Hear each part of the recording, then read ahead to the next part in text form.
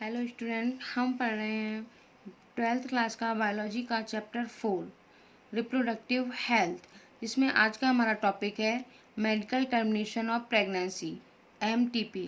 तो सबसे पहला क्वेश्चन ये आता है कि व्हाट इज MTP। ये MTP है क्या? तो इंटेंशनल और voluntary termination of pregnancy before full term is called MTP, medical termination of pregnancy. मतलब अगर मैं फुल टर्म प्रेगनेंसी से पहले इंटेंशनल या वॉलंटरी प्रेगनेंसी के जो एंड को यानी कि समापन को इंड्यूस एबॉर्शन या मेडिकल टर्मिनेशन ऑफ प्रेगनेंसी कहते हैं। अब ये जो आपका जो MTP है बेटा, तो इसमें क्या है कि इंड्यूस एबॉर्शन को ही क्या बोलते हैं, MTP। और nearly 45 to 50 million MTP are performed in a year all over the world, which account to 1/5 of the total number of conceived pregnancy in a year। इसका मतलब क्या हुआ कि पूरी दुनिया में हर साल लगभग 45 से 50 मिलियन MTPS परफॉर्म किए जाते हैं या कराए जाते हैं, जो कि हमारे पूरे वर्ल्ड की कुल प्रेगनेंसी का कौन सा 1/5वां पार्ट है। अब इसके बाद में हम अगर बात करते हैं कि MTP has a significant role in decreasing the population through it is not meant for that purpose. मतलब इसका मतलब है कि निश्चित रूप से हम ये जो MTP करवाने का ये कि महत्वपूर्ण जो रोल है, सिग्निफिकेंस रोल है, वो जनसंख्या को घटाने में, यानी कि निश्चित रूप से जो जनसंख्या को घटाने में जो MTP का जो सिग्निफिकेंट रोल है, लेकिन फिर भी इसका जो उद्देश्य है MTP का, वो हमारी जनसंख्या को कम करना नहीं है। मतलब गवर्नमेंट ने ये MTP रूल को अलाउ करवाया, लेकिन उनका उद्देश्य जनसंख्या को कम करना नहीं था कि एबॉर्शन करवा के जनसंख्या को कम करना है, बल्कि कुछ ऐसी इमोशनल, इथिकल, रिलीजियस जो सोशल इशू थे, जिसके कारण बहुत सारे देशों में क्या डिबेट भी चल रहे थे, उसको थ्रू क्या किया है, गवर्नमेंट ने MTP को एक्सेप्ट भी करवाया, जो लीगलाइज भी करवाया। अब उन्होंने क्या बोला कि जो इमोशनल बोल सकते हैं कि whether to accept legalise MTP or not in being debated upon in many country due to emotional, ethical, religious and social issue involve it. मतलब जो इमोशनल, इथिकल, रिलीजियस तथा जो सोशल इशू के कारण बहुत सारी जो कंट्री में, बहुत सारे देशों में जो डिबेट्स जारी है कि MTP को लीगलाइज्ड किया जाए, एक्सेप्ट किया जाए या फिर ना किया जाए। तो the government of India legalised MTP in 1971 with some strict condition to avoid its misuse. Government of India ने इसके मिसयूज को रोकने के लिए, एक्चुअली था क्या बेटा कि ये जो MTP गवर्नमेंट ने जब लागू किया, इसको लीगलाइज किया इसको, तो लोग इसका क्या करने लगे, मिसयूज करने लगे। लोग क्या करने लगे कि जेंडर का चेक करवा के अगर लड़की हुई तो अबॉर्ट करवा दिया, इस तरह से क्या करने लगे, इससे तकनीकी का बोल सकते हैं मिसयूज करने लगे। तो गवर्नमेंट ऑफ इंडिया ने इसके मिसयूज को रोकने के लिए 1971 में MTP को कड़ी शर्तों के साथ में क्या किया, लीगलाइज कर दिया। मतलब इसको लीगलाइज किया MTP को, लेकिन क्या है, उनके आगे कुछ शर्तें भी रख दी कि जो इन शर्तों के साथ ही क्या है, इस रूल को, इस MTP को माना जाएगा। अब इस प्रकार से क्या क्या है कि such restriction are all the more important to check indiscriminate and legal female ferticide which are reported to be high in India। मतलब इस प्रकार के जो उन्होंने प्रतिबंध लगाए थे या फिर जो गैर कानूनी फीमेल फोस्टिसाइड तथा भेदभाव को रोकने के लिए बनाए गए, जो इंडिया में बहुत ही क्या हो रहा था, ज़्यादा हो रहा था। मतलब फीमेल फर्टिसाइड, यानी कि मैंने क्या बताया था कि जो जेंडर को चेक करने के बाद अबॉर्ट करवाना, ये इंडिया में क्या हुआ, गिरने लगा, बहुत जेंडर का बहुत ही बुरी तरह से भेदभाव होने लगा और ये अंधाधुंध गैर कानूनी तरह से काम होने लगा। इसके साथ ही MTP कुछ विशेष मामलों में भी होती है, जहाँ पर क्या है, कॉन्टिन्यूशन ऑफ प्रेगनेंसी में माँ तथा फीटस या दोनों को ही क्या किया जा सकता था, नुकसान से बचाया जा सकता था। मतलब obviously the answer to be get rid of a unwanted pregnancy either due to casual unprotected intercourse or failure of the contraceptive used during coitus और रेप्स। इसका मतलब कि हमारे यहाँ पर गवर्नमेंट ने क्या किया था कि जहाँ पर इसके जो एमटीपी के कुछ विशेष मामले में होती थी, मतलब कुछ विशेष मामलों में किया था जहाँ पे क्या किया जाता था कि जो कॉन्टिन्यूशन ऑफ प्रेगनेंसी में क्या होता था कि माँ और फीटस दोनों को ही नुकसान हो सकता था। इसीलिए गवर्नमेंट ने क्या किया कि कुछ रूल्स को फॉलो करवाया, कुछ रूल्स को फॉलो ऐसे करवाया कि मतलब इट इज बोल सकते हैं कि it is a relatively safe during the first trimester. मतलब फर्स्ट ट्राइमेस्टर का मतलब है कि up to 12 weeks of pregnancy and more risk is second trimester. मतलब उन्होंने बोला कि प्रेगनेंसी के अगर फर्स्ट ट्राइमेस्टर में मतलब 12 वीक की के टाइम में 12 वीक की आप बोल सकते हैं काल में या अवधि में अगर इसको एमटीपी को करवाया जाता है तो ये काफ़ी हद तक क्या है सुरक्षित है। किसके कंपेयर में अगर आप सेकेंड ट्राइमेस्टर में करवाते हैं तो ये एबॉर्शन कैसे हो जाता है, ये एमटीपी कैसे हो जाता है, बहुत ही खतरनाक हो जाता है। अब कुछ प्रॉब्लम्स आए कि ये एमटीपी के बारे में कि मतलब इसको लोगों ने क्या क्या मिसयूज करने लगे कुछ तरीकों से। जैसे इसके बारे में सबसे अधिक परेशान करने वाली बात सामने ये आई गवर्नमेंट की कि अधिकतर लोग क्या करने लगे कि एमटीपी को इनलीगली अनके मतलब वो जैसे कहीं पर बैठते थे कोई हकीम कोई जो घरेलू डॉक्टर होते हैं वो उनके साथ में जाके चुपचाप से क्या करवाने लगे, अपना एबॉर्शन करवाने लगे, जो कि एमटीपी करवाने लगे, जो कि कैसा था काफ़ी घातक साबित हुआ, जो कि कैसे होता था काफ़ी जानलेवा होता था। इससे लेडीज की क्या हो जाती थी, डेथ भी हो जाती थी। तो और दूसरी समस्या क्या था कि फीटस के सेक्स डिटर्मिनेशन के लिए एम्यूसेंटेसिस का मिसयूज होना है, जिससे फीमेल सेक्स वाले जो फीटस थे उसको एमटीपी द्वारा क्या किया जाता था, फोस्टिसाइड करा लेते थे, जो पूर्णतः क्या है गैर कानूनी होता था।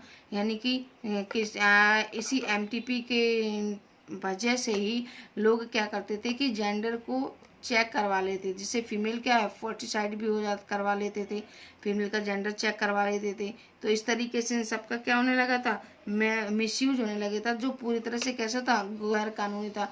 आपको पता है कि गवर्नमेंट इंडिया ने आजकल क्या किया है, ये एम्यूसेंटेसिस पे रोक लगा रखी है, मतलब कोई भी लिंग परीक्षण नहीं करवा सकता है, जिसको गवर्नमेंट ने पहले लीगलाइज किया था। लेकिन इसके मिसयूज के कारण आज गवर्नमेंट ने क्या कर लिया है, इस पे बैन कर दिया है, इसको रोक दिया है।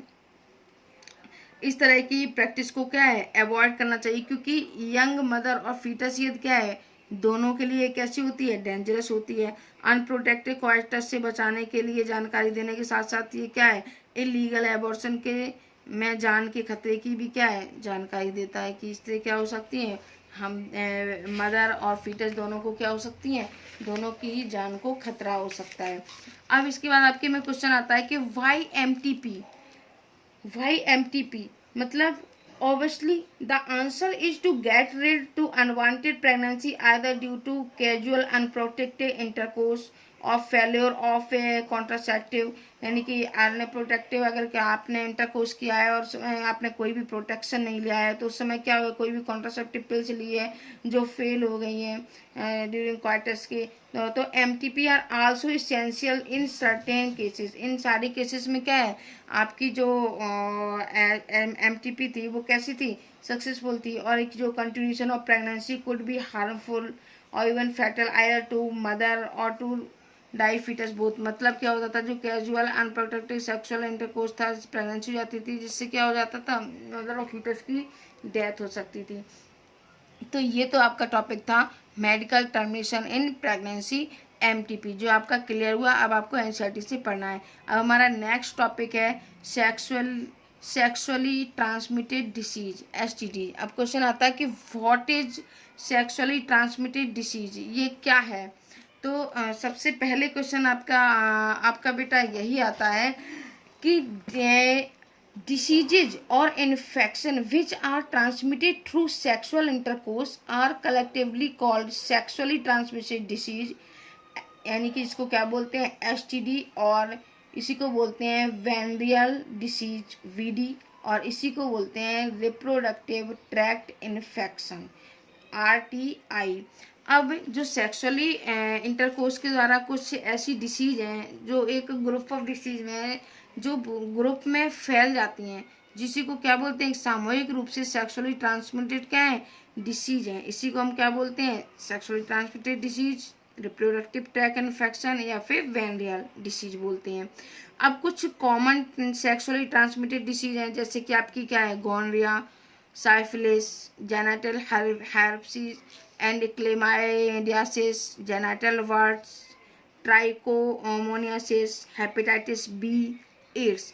ये कुछ कॉमन डिसीज हैं जो सेक्सुअल इंटरकोर्स के दौरान क्या होती हैं, सेक्सुअली इंटरकोर्स से ट्रांसमिट हो जाती हैं। अब अगर मैं बात करूं कि सबसे ज़्यादा जो सबसे ज़्यादा मोस्ट डेंजरस इन्फेक्शन कॉज करती हैं, वो 2 डिसीज हैं आपकी। सबसे पहले तो एड्स आता है और उसके बाद में आपका आता है हेपेटाइटिस बी। 2 आपकी ऐसी डिसीज हैं जो क्या है, मोस्ट कॉमन है, जो बहुत ज़्यादा फैल रही थी। जिस तरह से आजकल कोरोना फैल रहा है, इसी तरह से कोई एक टाइम था कि ये दोनों डिसीज बहुत मतलब जेनरस तरीके से फैल रही थी। तो उसमें से हेपेटाइटिस बी तथा HIV का जो इन्फेक्शन था वो मैं आपको बता रही हूँ कि किन किन तरीक़ों से फैल सकता था। आपने देखा होगा कि पोस्टर में, कहीं भी बसों में, कहीं पर आप जा रहे हैं, वॉल पे, पार्क में, इस तरीके के पोस्टर भी गवर्नमेंट ने लगवाए हुए थे कि जिससे आपको जानकारी दी जा सके कि किससे फैल सकता है। इन्फेक्टेड नीडल से, सर्जिकल इंस्ट्रूमेंट से, ब्लड ट्रांसफ्यूजन से और इन्फेक्टेड मदर से फीटस में। ये इस तरीके से क्या होता था, आपका एड्स फैल रहा था। उसी तरह से हेपेटाइटिस बी, जेनिटल हेर्पेस और HIV इन्फेक्शन को छोड़कर बाकी आपकी जितने भी सेक्सुअली ट्रांसमिटेड डिसीज हैं वो पूरी तरह से कैसी हैं, क्योरेबल हैं। मतलब ये 3 डिसीज हैं आपकी, hepatitis B, genital herpes and HIV।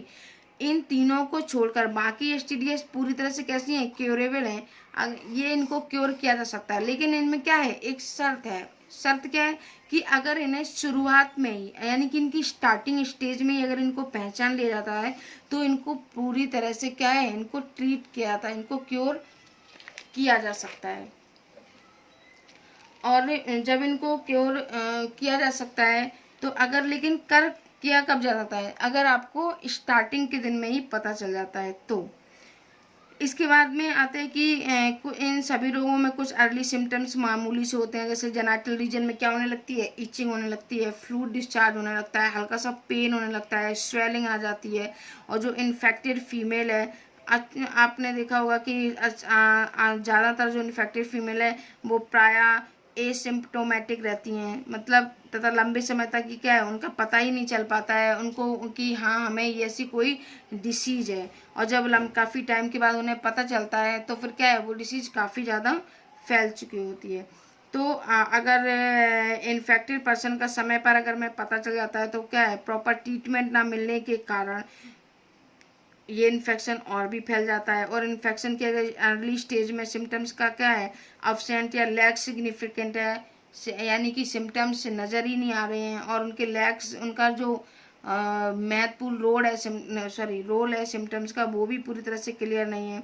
तो इससे क्या, और आपने देखा होगा कि हमारे समाज में तो लोग अगर इंटरनली कोई किसी को प्रॉब्लम होती है तो लोग आसानी से बताते भी नहीं हैं। यानी कि जो हमारे यहाँ पे जो सेक्सुअली ट्रांसमिटेड डिसीज हैं, इनको क्या है, एक तरीके से सोशल स्टिग्मा माना जाता है, एक सामाजिक कलंक माना जाता है, एक सामाजिक डर माना जाता है। लोग इसलिए क्या है, इसको छिपाते हैं, इसको बताते ही नहीं है काफ़ी टाइम तक। इससे क्या होती है, ये डिसीज काफ़ी हद तक फैल चुकी होती है, जो कि क्या है, पूरी तरह से फिर इसको क्योर नहीं किया जा सकता है। इसी तरह इसके फलस्वरूप आगे चलकर अगर हम निम्न कॉम्प्लिकेशन भी हो जाती हैं। आपने देखा होगा कि कभी कभी किसी के देखा होगा कि अपने यूट्रस में क्या आ गई, स्वेलिंग आ गई है, पेल्विक इन्फ्लेमेटरी डिसीज हो गई है, एबॉर्शन भी हो जाता है। कुछ लोगों को देखा होगा कि प्रेगनेंसी रुकती ही नहीं है, एबॉर्शन हो जाता है और स्टिल बर्थ हो जाती है, एक्टोपिक के प्रेगनेंसी हो जाती है, इनफर्टिलिटी की भी। और सबसे ज़्यादा क्या हो जाती है condition, cancer of reproductive tract में क्या हो जाता है, कैंसर होने के बहुत ही ज़्यादा चांसेस होते हैं कि अगर, इसलिए अगर कभी भी किसी को कोई ऐसी प्रॉब्लम हो तो तुरंत क्या करवाना चाहिए, चेकअप करवाना चाहिए। ना कि उसको छिपाना चाहिए। और जो आपकी सेक्सुअली ट्रांसमिटेड डिसीज क्या है, एक हेल्दी सोसाइटी के लिए क्या है, एक थ्रेट भी है, एक खतरा है। इसलिए रिप्रोडक्टिव हेल्थ जो भी केयर प्रोग्राम के अंतर्गत क्या किया जाता है, इन सारी डिसीज को प्रिवेंशन किया जाता है, अर्ली डिटेक्शन दिया जाता है, और क्योर करने को क्या है, सबसे पहले प्रायोरिटी दी जाती है कि इन सारी डिसीज को क्या किया जाए, क्योर किया जा सके, इनकी केयर किया जा सके। वैसे तो आपने देखा होगा कि ज़्यादातर लोग इन्फेक्शन के प्रति क्या होते हैं, वल्नरेबल होते हैं, लेकिन जो 15 से लेके 25, जिसमें हम लोग भी आते हैं, आप लोग भी आते हैं, जिसमें आप भी आ जाते हो, तो ऐसे लोगों में क्या होते हैं, अगर गवर्नमेंट ने देखा कि ये जितनी भी 15 से जो 24 ईयर के जितने भी लोग हैं, लोग इस एज में जितने भी पर्सन आते हैं, उनमें ये जो लोगों को काउंट किया गया है, तो इनकी संख्या सबसे ज़्यादा रिपोर्ट हुई है इस एज में। लेकिन अगर मैं बोलूँ कि ये बहुत पैनिक होने की बात नहीं है, सोचो कि नहीं ये इतने एज की में बच्चों में हो ही जाता है या एडल्ट में होता ही है, पर ऐसा नहीं है, इसमें कोई पैनिक होने की भी बात नहीं है, क्योंकि क्या है, इनको अगर टाइम पर पता चल जाता है तो इन सारी चीज़ों को क्या है, प्रिवेंशन संभव है। लेकिन अगर इन्फेक्शन को पूरी तरह आप फ्री रह सकते हैं, तो बशर्ते आपको क्या करना होगा, सिंपल प्रिंसिपल को फॉलो करना होगा। सबसे पहले आपको क्या करना होगा, अननोन पार्टनर के साथ, मल्टीपल पार्टनर के साथ में सेक्स नहीं करना होगा। क्वाइटस के समय सदैव आपको क्या, कॉन्डम्स का इस्तेमाल करना, यूज करना होगा। यदि आपको डाउट हो तो तुरंत क्या है, अर्ली डिटेक्शन या किसी योग डॉक्टर से मिलें, ताकि ये डिसीज डायग्नोस होने से पूरी तरह से क्या है, ट्रीटमेंट किया जा सके और ये बीमारी ना फैल सके। तो ये तो आपका था सेक्सुअली ट्रांसमिटेड डिसीज। आपको अब एनसीईआरटी से भी पढ़ना है, और अगर आपको कोई डाउट है तो आप लोग मुझसे पूछ लेना। इसके बाद हमारा नेक्स्ट टॉपिक है, और वो भी नेक्स्ट टॉपिक लास्ट टॉपिक है रिप्रोडक्टिव हेल्थ का, इनफर्टिलिटी, जो हम नेक्स्ट वीडियो में कंटिन्यू करेंगे।